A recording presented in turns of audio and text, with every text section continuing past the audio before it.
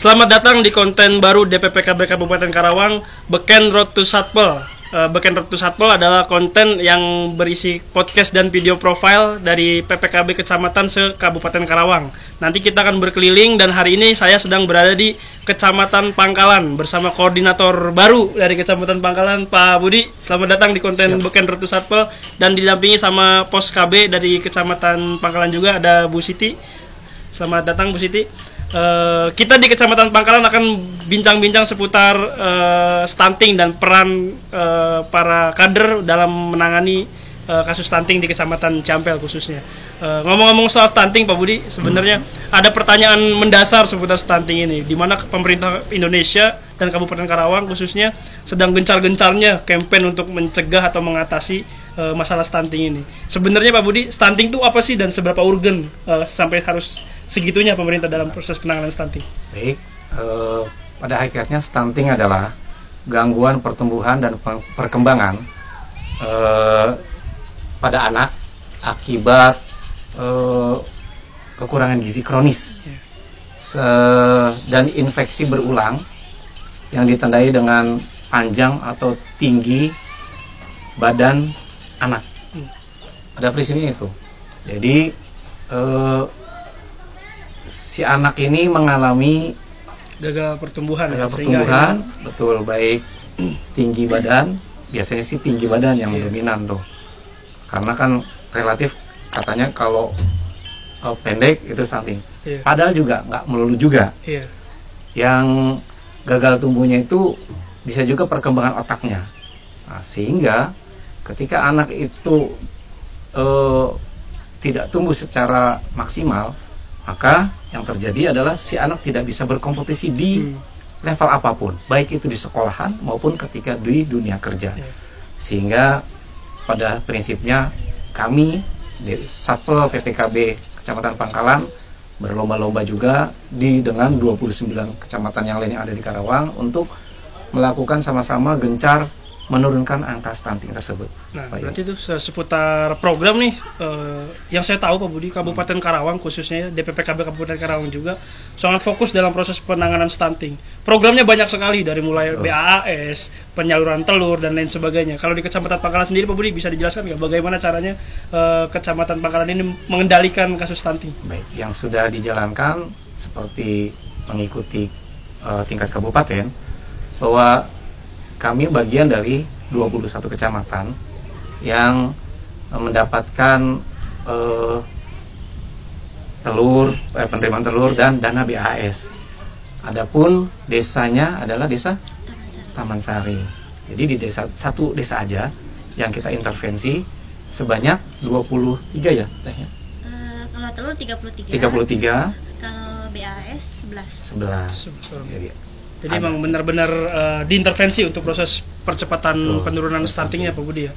Terus kemudian Bu, ini salah satu program yang saya ingin tahu juga sebenarnya pendistribusian di bawah seperti apa. Di tahun 2022 kemarin Pak Wakil Bupati Karawang selaku tim percepatan penurunan stunting itu melaksanakan proses pendistribusian telur. Yang saya tahu adalah prosesnya dimulai dari diskusi dengan tim ahli gizi dari Nestle waktu itu, bahwa satu butir telur juga sangat berpengaruh untuk proses penurunan stunting. Akhirnya ada ribuan butir telur yang didistribusikan ke 21 lokus stunting di Kabupaten Karawang. Salah satunya adalah Kecamatan Pangkalan. Nah, saya pengen tahu, Pangkalan kan wilayahnya kan terjal ya, terus juga daerah sebagian pegunungan, persawahan, perbukitan gitu. Proses pendistribusian telurnya Bu, seperti apa Bu? Susah nggak bawa ratusan telur setiap hari dari rumah ke rumah untuk anak-anak stunting? Ya, pas sangat susah sekali.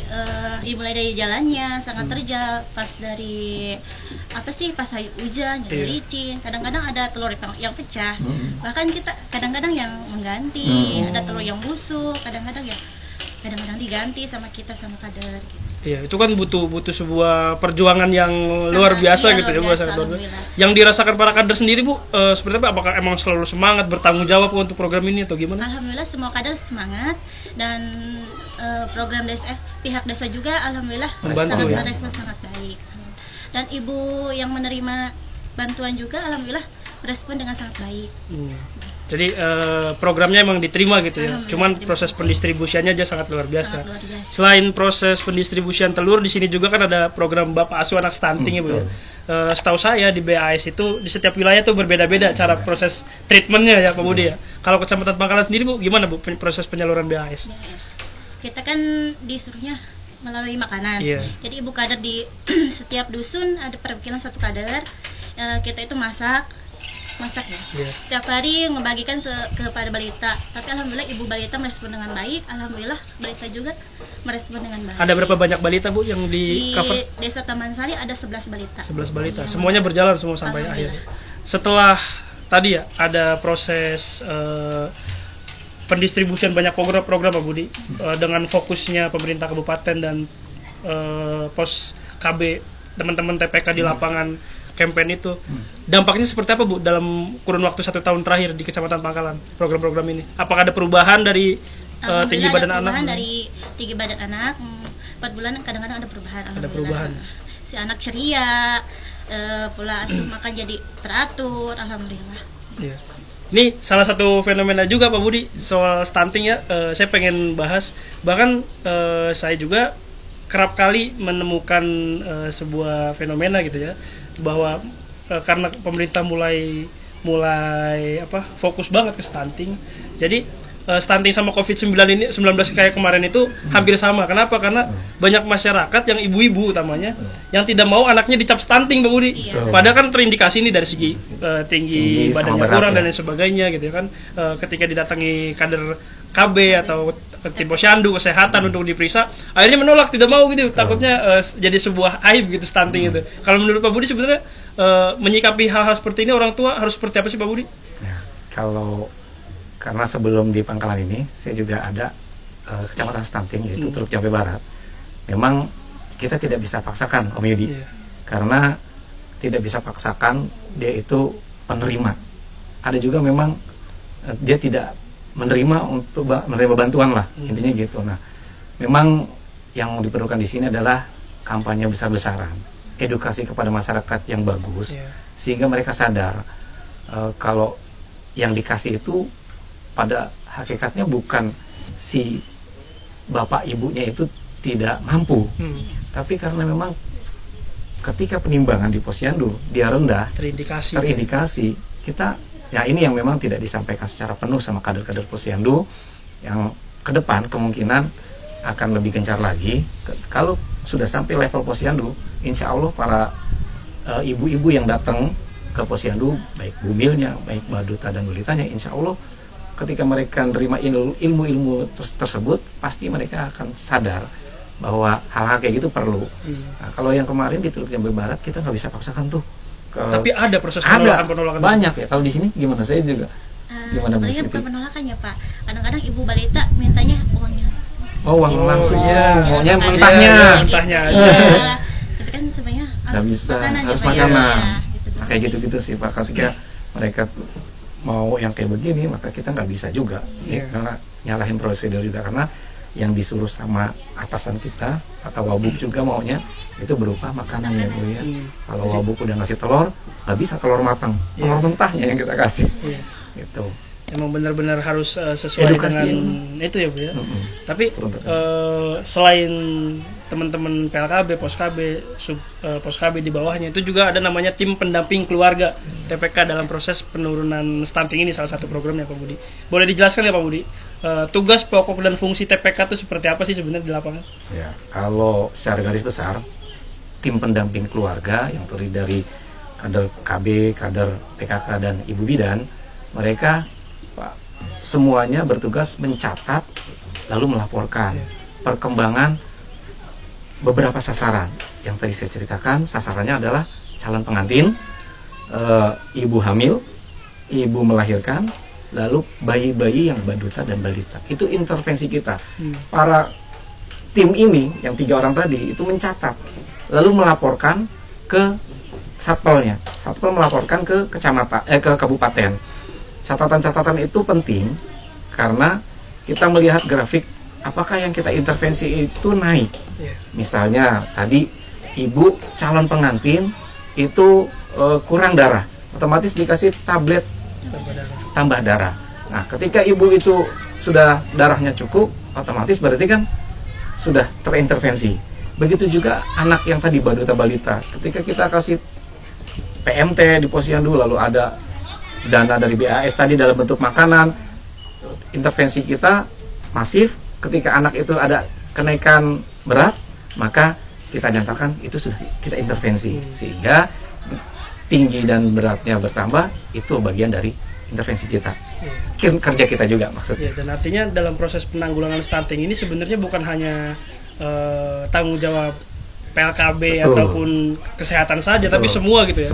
Kalau bahasanya Pak Wabu namanya pentahelix, ABCGM. Betul. Ya, ABCGM ini salah satunya bertanggung jawab. Kalau di Kecamatan Pangkalan sendiri udah ini nggak kolaborasinya seperti apa? Selain dari BAS untuk penurunan stunting, ada nggak sih dari pihak luar gitu mungkin yang sudah peduli PT untuk proses? Atau sebelum ya? Belum ada gitu ya. Harapannya Bu? Kalau harapan pastinya karena kita juga ada perusahaan di sini ya Bu ya, perusahaan mungkin itu bisa kita gedor untuk kontribusinya kepada kita. Karena memang ya sesungguhnya di campaign pemerintah juga hari ini bahwa ABCGM itu sudah sebuah jadi mulai dijadikan kebiasaan gitu di Kabupaten Karawang. Semuanya ketika terjadi hal-hal, termasuk salah satunya adalah darurat stunting ya, semuanya berjalan baik dari masyarakat, akademisi, termasuk dari media gitu ya, dan juga perusahaan khususnya dalam memberikan CSR-nya untuk penurunan stunting gitu ya. Sejauh ini sepertinya belum Pak, jadi mungkin nanti akan kita. Ya. Ini yang ditunggu nih, nanti ada Pak Koordinator baru, inovasi-inovasinya, gebrakan-gebrakannya akan seperti apa.